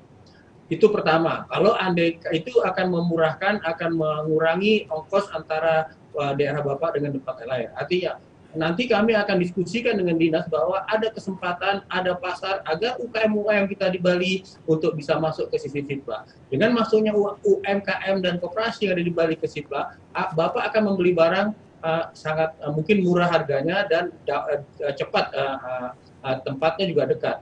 Itu tugas kita nanti untuk mensosialisasikan ini, Bapak. Kemungkinan ini tidak berhenti di sini kami akan sosialisasi ke dinas-dinas kami agar ada suatu kesempatan, ada suatu pasar yang akan bisa kita raih yaitu di Sipla ini. Ini hanya masalah sosialisasi dan masalah koordinasi di tingkat kita. Itu yang coba kita harapkan. Kita niatnya sama bahwa semua usaha kecil menengah itu ada barangnya dan bisa dipakai oleh sekolah akan kita angkat onboarding atau dimasukkan ke sistem Sipla ini Bapak Ibu sekalian. Itu jawaban saya, Mbak. Ya, terima kasih Pak Daniel dari Kemenkop UKM. Dan pertanyaan berikutnya ditujukan oleh Kemendak, Ibu Enzelin. Ibu Enzelin, ini ada pertanyaan mengenai pembinaan seperti apa yang akan diberikan oleh Kemendak. Ibu Enzelin, silakan. Terima kasih Mbak. Kalau untuk pembinaan kami memang sudah melakukan banyak berbagai macam pembinaan, bekerja sama dengan asosiasi e-commerce, kemudian juga pemerintah daerah, itu dalam bentuk tadi pembinaan untuk penguatan dari sisi produk, kemudian agar bisa bersaing di online, kemudian juga ada pembinaan pelatihan cara berdagang online, dan yang terbaru adalah kami menyelenggarakan kegiatan semacam TOT, yaitu membentuk tenaga-tenaga fasilitator di daerah yang berperan membantu UKM-UKM di sekitarnya untuk go online. Kegiatan ini kami baru mulai sekitar setahun yang lalu, dan kedepannya akan lebih intensif untuk membentuk tenaga-tenaga fasilitator ini. Mungkin itu beberapa kegiatan pembinaan yang saat ini kami selenggarakan di Kemendak bekerja sama dengan berbagai instansi lainnya. Demikian Mbak. Iya, baik. Terima kasih Bu Enzelin dari Kemendak. Dan satu pertanyaan terakhir ini langsung ditujukan oleh untuk Kemenkominfo dan Kemenperin. Ini berdasarkan dengan program yang saat ini sedang dijalankan. Mungkin kita bisa mulai dari Bapak Lua terlebih dahulu. Dari Kemenkominfo, Bapak, ini ada pertanyaan mengenai UMKM Go Online. Ini bagaimana cara daftarnya, syaratnya seperti apa, dan apakah ini gratis Bapak? Pak Luat, silakan. Ya, terima kasih Mbak. Program kita ini gratis, tidak ada dipungut bayaran. Jadi nanti kebetulan belum kita launch untuk periode pelatihan berikutnya, tapi nanti akan bisa dipantau di media sosialnya Kominfo, di media sosial Ditjen Aptika. Nah, nanti teman-teman yang memang berminat untuk pelatihan-pelatihan teknologi dari kita akan kita umumkan, dan semua gratis, tidak ada dipungut bayaran.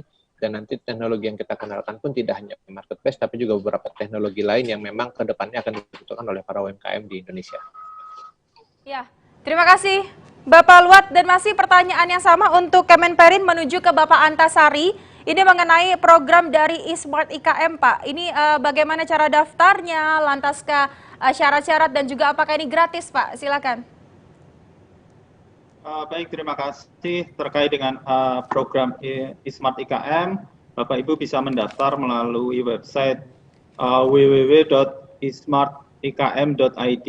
Program ini gratis dan bisa diikuti oleh, utamanya adalah produsen atau pelaku industri kecil dan menengah. Kemudian di situ nantinya juga akan tersambung ke dalam ada e-katalog yang akan tersambung dengan marketplace. Harapannya ke depan kalau kita bisa bersinergi juga dengan Siplah, jadi nanti akan bisa terhubung juga dengan Siplah, dan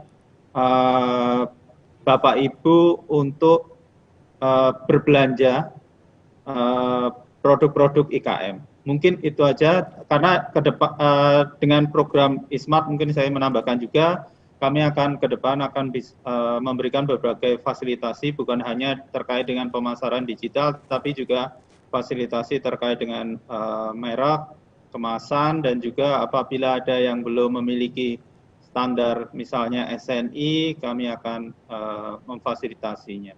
Mungkin itu, terima kasih. Terima kasih Bapak Antasari dari Kemenperin, dan sekali lagi Bapak dan juga Ibu, untuk materi ini dapat diunggah di sipla.kemdikbud.go.id. Sekali lagi, untuk materi dapat diunggah di sipla.kemdikbud.go.id. Dan sebelum kita menutup di segmen ketiga ini, saya ingin menarik kesimpulan dari masing-masing narasumber. Baik, dan untuk itu boleh mungkin untuk narasumber yang pertama, Bapak Daniel Asnur dari Kemenkop UKM. Pak Daniel, kesimpulannya. Terima kasih Ibu Moderator, Bapak Ibu sekalian, peserta dan Bapak narasumber. Pertama, ada peluang, ada ruang yang bisa UKM dan koperasi ambil. Ada pasar, yaitu SIPLA, pengadaan barang oleh satuan didik atau sekolah yang diambil atau yang menggunakan produk-produk Indonesia. Jadi, itu diraih. Khusus untuk UKM-UKM yang lokal itu didahulukan. Bagaimana kita meraih itu? Mari sama-sama kita berkolaborasi. Baik pendidik atau sekolah, pilih barang UKM atau koperasi. Kita Kementerian Koperasi dan teman-teman dari kementerian lain, mari sama-sama kita dorong usaha kecil menengah kita bimbing, kita fasilitasi untuk masuk ke SIPLA. Dengan arti kata bahwa sistem SIPLA ini adalah benar-benar sistem yang SIPLA.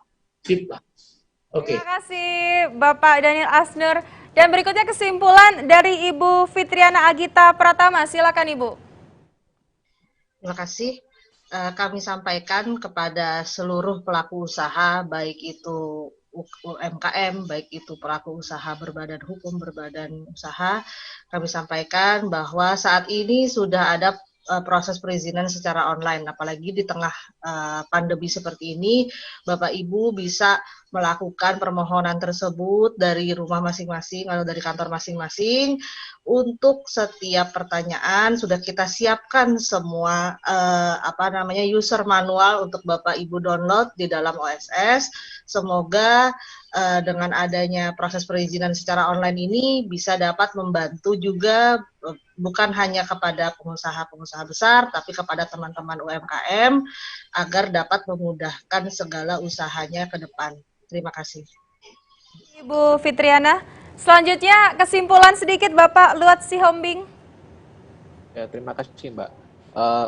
Kita terima kasih sama Kemendikbud dan kita sangat mengapresiasi sistem informasi pengadaan sekolah ini menjadi sebuah jembatan untuk mendorong semua UMKM di Indonesia untuk yuk mari kita gunakan teknologi, kita berjualan online, karena dengan begini kita bisa memperluas peluang kita, memperbesar peluang kita, dan juga untuk para tenaga didik maupun dari pemerintah, dinas pendidikan dan lainnya, yuk kita ajak semua di lingkungan kita untuk juga membeli melalui online tersebut sehingga nanti termanfaatkan antara produsen dan pembeli sehingga nanti SIPLA ini semakin sukses. Wow, luar biasa. Terima kasih Pak Luat Sihombing. Dan selanjutnya boleh kesimpulannya Ibu Enzlin Sariah dari Kemendak. Baik Pak, terima kasih. Mungkin di siang hari ini kami mengajak Bapak Ibu semua, baik pelaku usaha juga maupun satuan pendidikan, mari kita memajukan e-commerce Indonesia, menguatkan produk-produk lokal kita dan juga pelaku usaha lokal kita. Dan yang utama adalah jangan takut mencoba untuk berusaha secara online, karena dengan melalui aktivitas online ini bagi para Bapak Ibu pelaku usaha bisa menjangkau pasaran yang lebih luas dan juga bisa meningkatkan skala bisnis bagi Bapak Ibu semua. Demikian Mbak, terima kasih Bapak Ibu, selamat siang. Terima kasih Ibu Enzlin. Dan satu lagi narasumber kami sudah hadir, Bapak Antasari Putra, Pak, kesimpulannya. Terima kasih, menambahkan saja tadi sudah banyak disampaikan. Untuk menegaskan kembali bahwa saat ini eranya udah digital, mau tidak mau harus pelaku usaha harus mulai masuk ke digital. dan banyak program fasilitasi pemerintah yang diberikan. Tadi ada dari Kemenkop UMKM, Kominfo, Kementerian Perdagangan, kemudian BKPM, dan jangan lupa untuk mengurus legalitas usaha secara benar, termasuk dengan misalnya merek, diurus hakinya, kemudian ada standarisasi yang harus dipenuhi, juga harus dipenuhi, kemudian jangan lupa juga untuk berbelanja produk industri kecil produsen dalam negeri, berbelanja produk UMKM, karena kita saat ini harus bergotong royong untuk membangkitkan ekonomi nasional melalui beli produk buatan Indonesia. Dan apabila tadi mengalami kesulitan, sudah disampaikan juga oleh Bapak Daniel, berkoordinasi dengan dinas tempat sehingga bisa terhubung dengan produsen lokal dan bisa kemudian membeli produk mereka. Jadi ini akan kita di sini adalah semangatnya untuk gotong royong membangkitkan ekonomi nasional. Terima kasih. Assalamualaikum warahmatullahi wabarakatuh. Baik, terima kasih Bapak Antasari.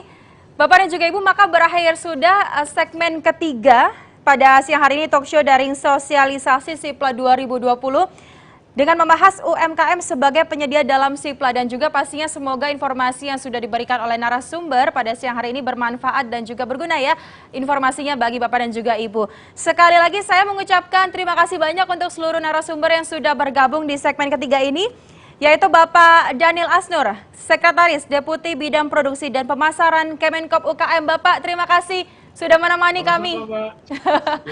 Dan berikutnya Ibu Fitriana Agita Pratama, Kepala Seksi Dukungan Teknis Sistem BKPM. Ibu, terima kasih banyak. Terima kasih, sama-sama. Dan berikutnya Bapak Luat Sihombing, Kepala Subdirektorat Pengembangan Ekosistem Ekonomi Digital Kemenkominfo. Terima kasih Bapak. Terima kasih. Assalamualaikum warahmatullahi wabarakatuh. Dan selanjutnya Ibu Enzlin Sariah, Kepala Seksi Pelaku Usaha Perdagangan melalui Sistem Elektronik Ditbina Usaha dan Pelaku Distribusi Kemendag. Ibu, terima kasih untuk waktunya. Dan berikutnya narasumber kami terakhir yang sudah bergabung, terima kasih Bapak Antasari Putra, Kepala Subdirektorat IKM Kimia, Sandang, Kerajinan dan Industri Aneka Kemenperin. Dan juga kembali saya menyapa dan juga mengucapkan terima kasih kepada seluruh partisipan yang masih bergabung, Bapak dan juga Ibu. Boleh kita lambaikan tangan sekali lagi untuk semangatnya di siang hari ini, luar biasa sekali, terima kasih banyak. Dan kami masih akan kembali Bapak dan juga Ibu di segmen terakhir di sesi talk show ini yang akan membahas Mitra SIPLA. Siapakah Mitra SIPLA? Nanti kita akan kehadiran kembali narasumber dan juga pastinya saya mengingatkan jangan kemana-mana. Kami akan segera kembali. Terima kasih Bapak dan juga Ibu.